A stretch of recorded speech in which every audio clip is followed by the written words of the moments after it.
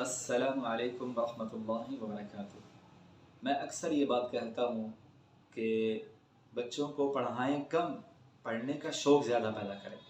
पढ़ाएं कम, उन्हें पढ़ने वाला माहौल ज़्यादा फराहम करें।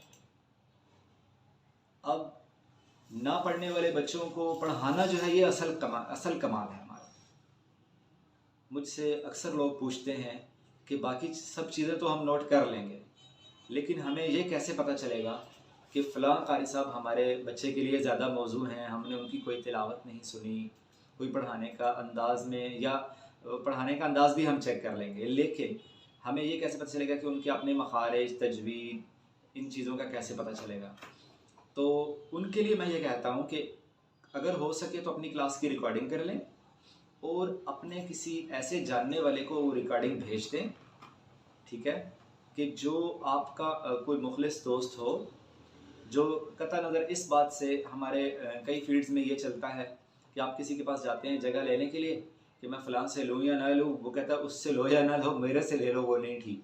तो ऐसा कोई ना हो, बस आप उससे इतना मशवरा ले लें कि ये हम आपको तिलावत भेज रहे हैं या ये हमारे बच्चे की क्लास हुई है, तो आप काइंडली हमें बता दें कि ये जो है इनके मखारिज कैसे हैं, इनकी तिलावत में कोई फ़र्क तो नहीं है। हो सके तो इतना भी कर लें सिर्फ कि उनकी सिर्फ तिलावत मंगवा लें आप, ठीक है। बाकी इंग्लिश उर्दू तो आप खुद चेक कर सकते हैं आपकी कैसी है उनकी। तो इस हवाले से मैं जिस वजह से ये आपको बताना चाह रहा था वो ये है कि एक तो जो पॉइंट्स मेरे माइंड के अंदर हैं वो ये है कि क़ारी साहब जो है वो मेहनती ज़रूर हों और इसके साथ खुशलहान हों तो फिर भी अच्छा है। और इसके साथ साथ ये है कि आप ये देखें कि बच्चे को समझ कितनी आ रही है, बच्चे को समझ कितनी आ रही है हमारे क़ारी साहब की, ठीक है। और इसके साथ ठीक है, इसके साथ ये है कि आप ये देखते हैं कि उनके अपने मखारिज। अब बात यह है कि लोग तो ये कहते हैं कि हमें क्या पता गुन्ना क्या होता है, कलकला क्या है, मद करना क्या है, मोटा करना क्या है। तो एक तो मैं कहता हूँ कि आप दुआ करें अल्लाह से, ठीक है, 2 नफल पढ़ के दुआ मांग के आप क़ारी साहब का इंतखाब करें और क़ारी साहब से ट्रायल क्लासेस लें। 3 दिन के अंदर हमारी ट्रायल क्लासेस होती हैं, जैसे सरहार अकेडमी में हैं, तो उनसे आप 3 दिन का ट्रायल क्लास लें और उसमें आप देखें, जांचें, जांच पड़ताल कर लें कि क्या ये हर लिहाज से हमारे बच्चे के लिए मौजू हैं या नहीं हैं। तो इसमें आप कुछ चीज़ें और भी होती हैं, वो फिर मैं नेक्स्ट आपको बताऊंगा कि क्या चीज़ें हैं, लेकिन अभी मैं शॉर्ट में आपको सिर्फ यही बताऊंगा कि आप क़ारी साहब की सिलेक्शन कैसे करेंगे। तो उसके लिए मैंने कुछ चीज़ें आपको बताई हैं। इनमें से एक चीज़ तो ये है कि क़ारी साहब जो हैं एक तो नित नए तरीक़ों से भी वाकिफ़ हों, वो पढ़ा सकने के तरीक़ों से वाकिफ़ हों। जैसे ये पीटीसी, सीईटी के कोर्सेज़ चलते हैं और अगर दुनियावी तालीम की तरफ चाहें तो बीएड, एमएड किया होता है बच्चों ने, तो एक्सपीरियंस का होना बड़ा ज़रूरी है। तो अब मैं अपने टॉपिक की तरफ आता हूँ कि गुन्ना मद कलकले का तो आपको नहीं पता, लेकिन आप मोटा करने के तरीके से आपको ज़रूर वाकिफ़ होना चाहिए। चाहे आप ये मेरी जो आप मुझे देख रहे हैं, चाहे इस वजह से नहीं भी देख रहे कि आप अपने बच्चे को करवाना चाहते हैं, लेकिन वैसे भी हमें अच्छे मखारिज से पढ़ना चाहिए।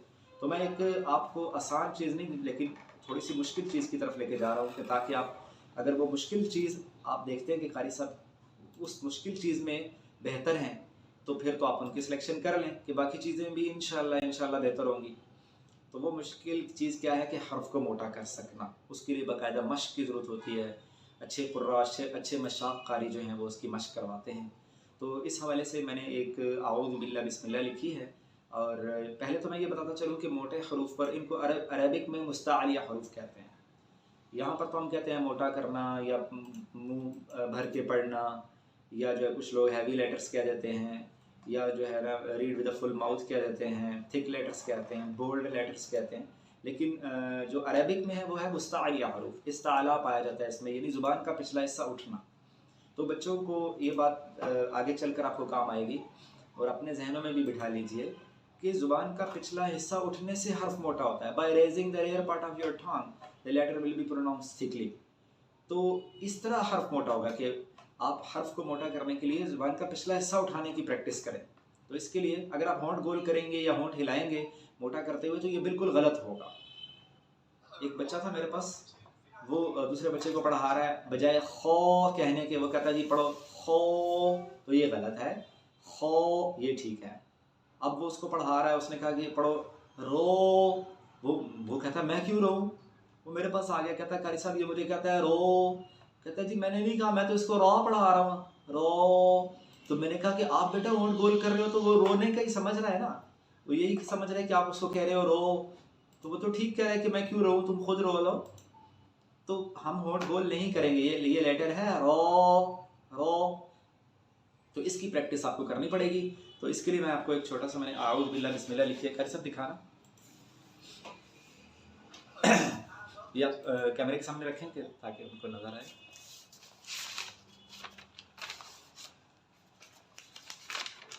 ये है, ये नजर आ रही है आपको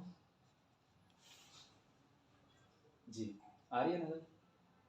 हाँ, पहली आउज़ बिल्लाह के अंदर क्या मिस्टेक्स हैं, तो लिखा हुआ है आउज़ु बिल्लाहि मिनश शैतानिर रजीम, यानी कि अगर कारी साहब होंठ गोल कर रहे हैं तो ये तुवानिरवा बन जाएगा, जबकि ये है थौनिरवा। तो नीचे वाली जो है आउज़ु बिल्लाह बिस्मिल्लाह ये आपको ठीक लग रही है, तो हम होंठ गोल करेंगे तो वाव अदा हो जाएगी, और थोड़े से हिलाएंगे भी तब भी वाव अदा हो जाएगी, क्योंकि हम अवैस कहने के लिए फुल होंठ गोल नहीं करते, अवैस कहते हैं बस वाव अदा हो जाती है।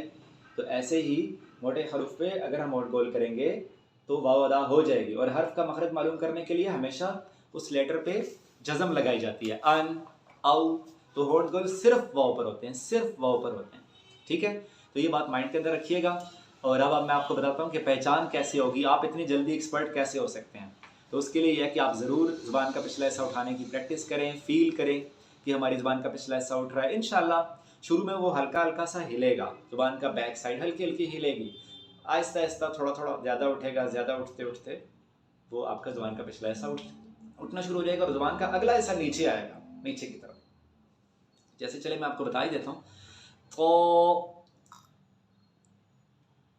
ये शेप बनती है, ज़ुबान का पिछला हिस्सा उठा हुआ होता है, ठीक है। ये मैंने सांस रोक के ज़ुबान को उस जगह पर अकड़ा के जब मुंह खोला तो आप यकीन जानिए ज़ुबान का पिछला हिस्सा उठा हुआ था, और मुझे इतनी खुशी हुई आप सोच नहीं सकते।